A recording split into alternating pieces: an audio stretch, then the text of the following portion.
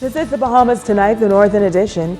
Good evening all, I'm Shashina Roll. As always, it is so great to have you with us.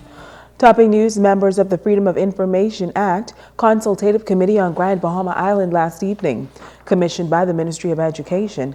Members are traveling the islands to promote awareness of the act, to encourage feedback and recommendation on what Bahamians would like to see included in the bills.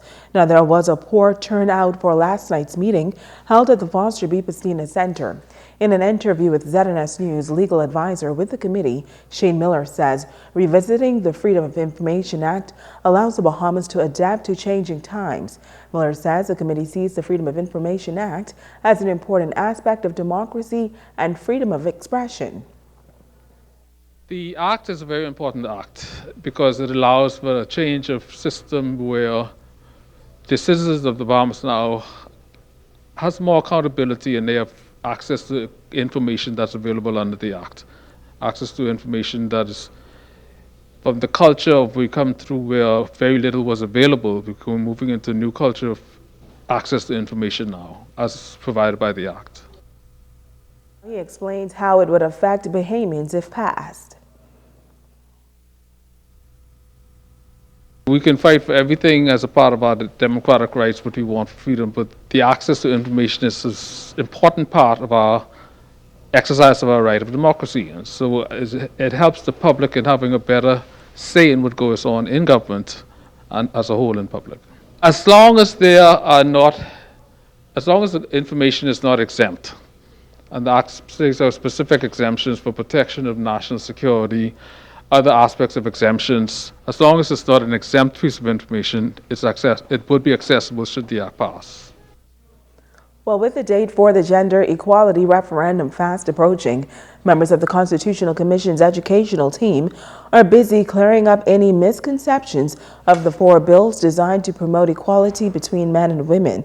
Cleopatra Murphy joined the team on its stop in Green Turtle Key last night, where residents shared their views following the session. Green Turtle Key resident Karen McIntosh has followed the debate on the gender equality bills from the start. Despite having initially decided to support them, McIntosh says she began to question her stance due to dissenting voices. She was among the large turnout of residents who showed up Friday night for a forum hosted by the Constitutional Commission's educational team at the administrator's office.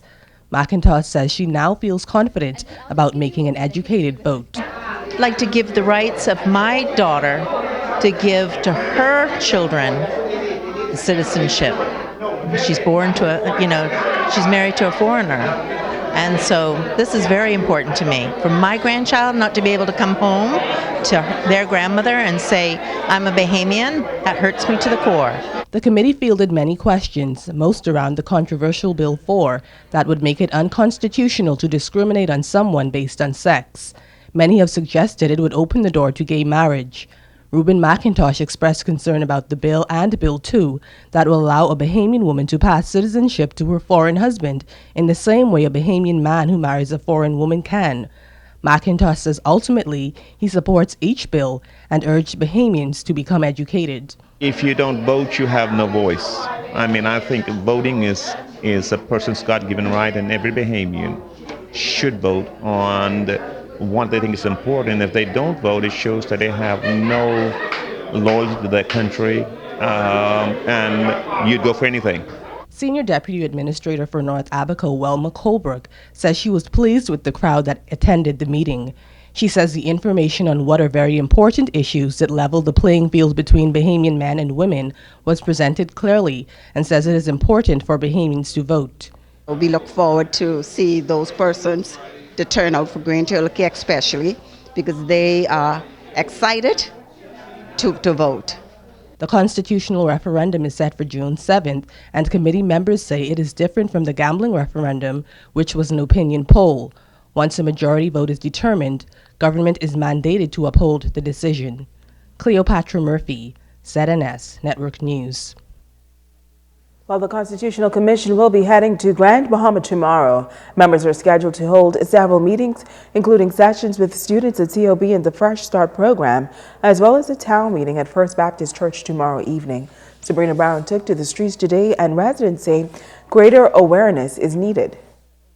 As the gender equality referendum draws near, some residents on Grand Bahamas say they are still seeking more information about the 4 proposed bills. I am still looking at both sides. I'm listening intently to the vote no campaign and the vote yes campaign. Both of them, in my view, are making credible points and arguments to promote their cause. There's a lot of noise in the market about all the different bills and all the different proposals.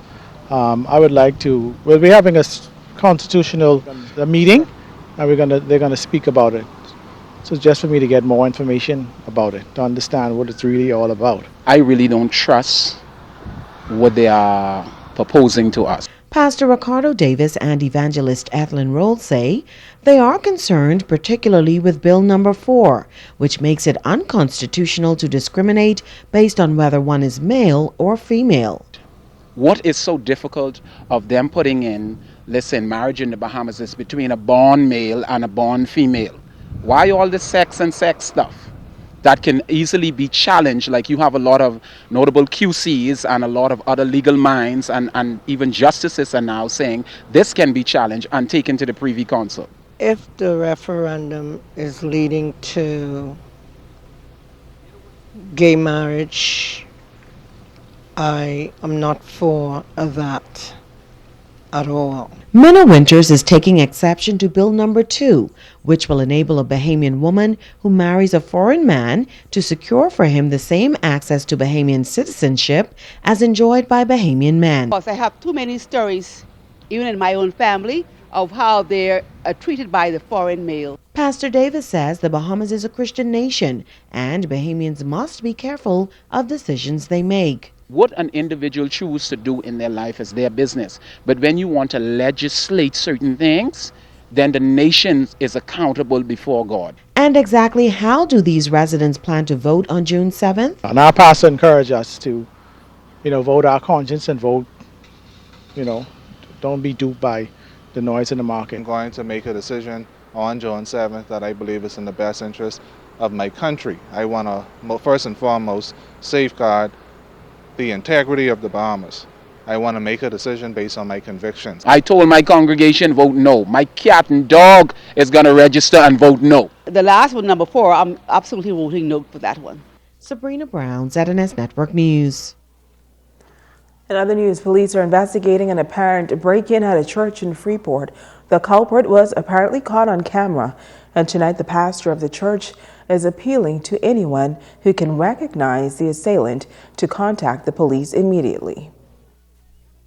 Video captured of a young man rummaging through Freedom International Ministry during the wee hours Saturday morning. Bishop Sobek Kemp believes the perpetrator was looking for money. While he was unable to get away with any, he says he did take a few important items. He entered the building and broke into the pastor's office, where he took possession of various items, including a black land handbag containing very important personal items and documents. We are asking the perpetrator to please return these items as soon as possible, as this loss poses a great inconvenience to us. On the video clip, you would notice that the perpetrator is obviously a very young man who does not appear to be a hardened criminal, and who may be considered a law-abiding citizen by looks.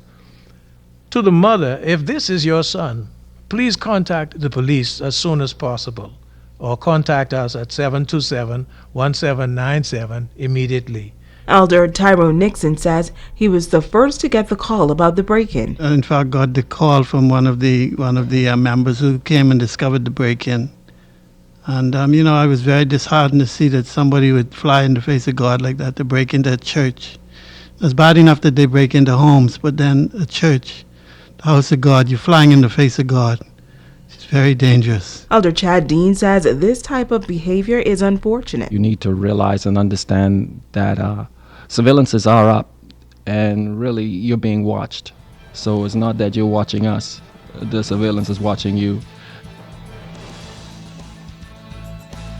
Stay with us, there's more news right after this.